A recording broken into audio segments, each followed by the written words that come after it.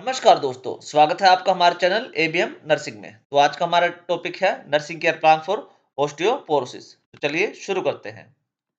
तो इस टाइप का हमारा डॉक्यूमेंट होता है जिसमें नर्सिंग केयर प्लान बनाया जाएगा। ठीक है, यहाँ पे क्लाइंट का नाम लिखा जाएगा, यहाँ पे नर्स का नाम लिखा जाएगा, यहाँ पे डेट लिखी जाएगी। तो हमने यहाँ पे 6 कॉलम लिए हुए हैं, जिसमें है सबसे पहला कॉलम है असेसमेंट का, फिर डायग्नोसिस है, फिर गोल्स है, इंटरवेंशन है, रैशनल है और इवैल्यूएशन है। हम वन बाय वन सारे इसको जो भी यहाँ पे कॉलम्स दिए हैं उनको समझते चलेंगे। ठीक है, अलग से समझते चलेंगे और लास्ट में क्या करेंगे, सारे डेटा को इस टेबल में पुट कर देंगे, तो हमारा नर्सिंग केयर प्लान बन के तैयार हो जाएगा। उससे पहले हमने यहाँ पे एक पेशेंट की हाइपोथेटिकल प्रोफाइल ली है। तो यहाँ पे एक पेशेंट का पूरा बायोडाटा लिखा हुआ है, नेम, एड्रेस, जेंडर, एड्रेस, वो जो एज वगैरह उनकी, ठीक है, ऑक्यूपेशन वगैरह है। डायग्नोस लिखा है, उनको ऑस्टियोपोरोसिस हुआ है, उनको मेडिकल हिस्ट्री वगैरह लिखी हुई है यहाँ पे सारी, ठीक है, जिसको चीफ कंप्लेंट्स वगैरह भी कह सकते हैं हम। तो ये हो गया हमारी आइडेंटिफिकेशन डेटा ऑफ एनी, मतलब कोई भी पेशेंट है, ठीक है, जिसको हमने हाइपोथेटिकली लिया हुआ है। तो अब आते हैं, जो सबसे पहला कॉलम आता है वो होता है हमारा असेसमेंट का, जिसमें सब्जेक्टिव डेटा होता है जो पेशेंट खुद हमें बताता है। ठीक है, तो पेशेंट बता रहा है कि उसकी जो बैक है वो काफ़ी हर्ट कर रही है जब वो वॉक करता है या बेंड करता है। उसको काफ़ी वीक फील होता है और टायर्ड फील होता है। वो क्या, उसको लगता है कि उसकी जो हाइट है वो भी थोड़ी छोटी हो गई है और उसको ये फ़ियर रहता है कि कहीं गिर जाएगा और उसकी हड्डी कोई टूट जाएगी। फिर आता है हमारा ऑब्जेक्टिव डेटा। ऑब्जेक्टिव डेटा कौन-सा होता है, जो नर्स खुद ऑब्ज़र्व करती है।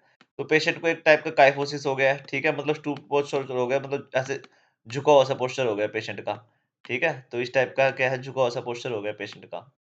और क्या है, उसके बाद जो उनकी हाइट है उसको डिक्रीज़ सी हो गई है, ठीक है? बोन डेंसिटी टेस्ट कराया, डेक्सा कराया उनका, वो कह रहे हैं लो बोन मास आ रहा है उनका। डिफ़िकल्टी वॉकिंग हो रही है उनको, मतलब वॉक करने में डिफ़िकल्टी हो रही है, बिना किसी सपोर्ट को चल नहीं पा रहे हैं।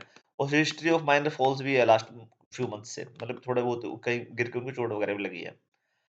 फिर आते हैं हमारे नर्सिंग डायग्नोसिस। क्रोनिक पेन हो रहा है पेशेंट को, रिलेटेड टू बोन डिमिनरलाइजेशन हो गया उनकी, ठीक है, और जो वर्टिब्रल कंप्रेशन हो गया उसकी वजह से इम्पेयर्ड फिजिकल मोबिलिटी हो गया, मतलब अभी चल फिर नहीं पा रहे हैं वो, क्योंकि उनकी बोन डेंसिटी क्या है, बोन स्ट्रेंथ बिल्कुल कम हो गई है और पेन भी उनको ज़्यादा है। रिस्क ऑफ इंजरी फॉल भी हो रहा है उनको, ठीक है, क्योंकि वीक बोन्स है और इम्पेयर्ड बैलेंस है।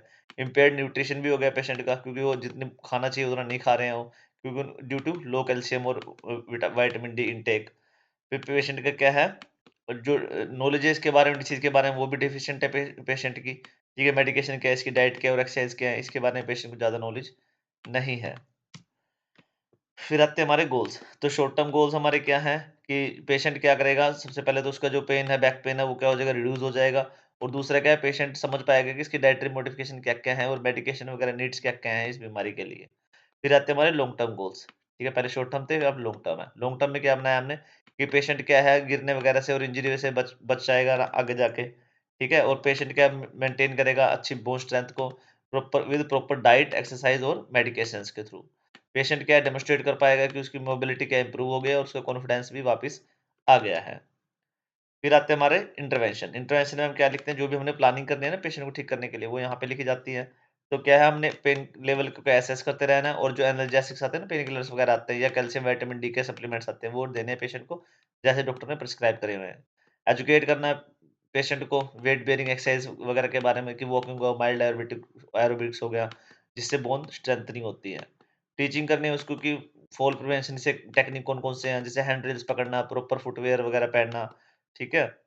अगर घरों में आस-पास कुछ ऐसी तिकोनी वगैरह चीज़ें रखे हैं, तो उनको साइड में रखना कि गिर के चोट ना लग जाए। एनकरेज करना पेशेंट को कैल्शियम रिच फूड खाने के लिए, मिल्क कर्ड वगैरह और लीफी ग्रीन्स वगैरह हो गई, या विटामिन डी सनलाइट एक्सपोज़र के लिए। फिर क्या है, टीच करना पेशेंट को सेफ बॉडी मैकेनिक्स के लिए, during bending, lifting and walking के लिए। ठीक है, मतलब तरीके से उठना, बैठना और वॉक करना है। एनकरेज करना पेशेंट को कि जो बोन डेंसिटी है उसका चेकअप रेगुलरली वो करवाता रहे। तो ये हो गए हमारे इंटरवेंशंस। फिर आते हैं हमारे रैशनल्स। जो भी हमने इंटरवेंशन किया वो क्यों किया, वो रैशनल्स में लिखे जाते हैं। तो पेन किलर्स दे रहे हैं पेशेंट को ताकि उसका पेन कंट्रोल हो सके और जो उसकी मोबिलिटी अच्छी हो सके और क्वालिटी ऑफ लाइफ बढ़ सके। वेट बेयरिंग एक्सरसाइज वगैरह दे रहे हैं ताकि उसकी बोन की स्ट्रेंथ बन सके। फॉल प्रिवेंशन दे रहे हैं ताकि उसका रिस्क ऑफ फ्रैक्चर कम हो सके। ठीक है, एडिक्वेट कैल्शियम और विटामिन डी दे रहे हैं ताकि बोन्स में स्ट्रेंथनिंग आए उनकी। सेफ मूवमेंट दे रहे हैं, करने के लिए कह रहे हैं पेशेंट को, ताकि उसको स्ट्रेन जो आ रही है बॉडी पर, इंजरी वगैरह का खतरा वो भी कम हो जाए। रेगुलर चेकअप्स के लिए बोल रहे हैं ताकि जो डिसीज़ के प्रोग्रेशन है ना, ठीक है, उसकी क्या करी जा सके, प्रॉपर मॉनिटरिंग करी जा सके। फिर आता है हमारा इवैल्यूएशन। अब इवैल्यूएशन में क्या आता है हमारा, जो भी हमने अभी तक पेशेंट को ट्रीटमेंट दिया उसका क्या रिजल्ट आया, वो इवैल्यूएशन में आता है। तो पेन रिड्यूस हो गया, पेशेंट का माइल्ड लेवल पे आ गया बिल्कुल ही। पेशेंट क्या डेमोंस्ट्रेट कर पा रहे हैं कि प्रॉपर डाइट और एक्सरसाइज हैबिट्स कौन-कौन सी उसको अपनानी है। नो फॉल्स और injury occurred within the last two, जब तक पेशेंट एडमिट हुआ है, ठीक है? जब तक पेशेंट एडमिट रहा है, कोई मतलब गिरा भी नहीं है और कोई इंजरी भी कोई नहीं हुई है। इम्प्रूव पोस्चर हो गया पेशेंट का और मोबिलिटी भी ऑब्जर्व की जा रही है। पेशेंट एक्सप्रेस कर पा रहा है कि वो कॉन्फिडेंट है अब थोड़ा और इसको केयर प्लान को अच्छी तरह से वो समझ भी पा रहा है। तो लास्ट में हमने क्या किया, सारे जो भी डेटा हमने समझा है वो सारे इस टेबल में पुट कर दिया हमने। ठीक है? तो ये फाइनली आपका नर्सिंग केयर प्लान बनके तैयार हो चुका है। अगर किसी को इस टॉपिक में डाउट है तो प्लीज़ यार कमेंट करके पूछ सकते हैं कहीं पे भी। ठीक है? और अगर किसी को इसकी पीपीटी या पीडीएफ चाहिए तो वो भी आप मेरे को कमेंट करके बोल सकते हैं। तो ओके बच्चों, thanks for watching. Please like, share and subscribe ABM nursing. कि किसी और टॉपिक पे आपको एनसीपी बनवाना हो तो वो भी आप कमेंट करके मेरे को बता सकते हैं। तो ओके बच्चों, थैंक यू।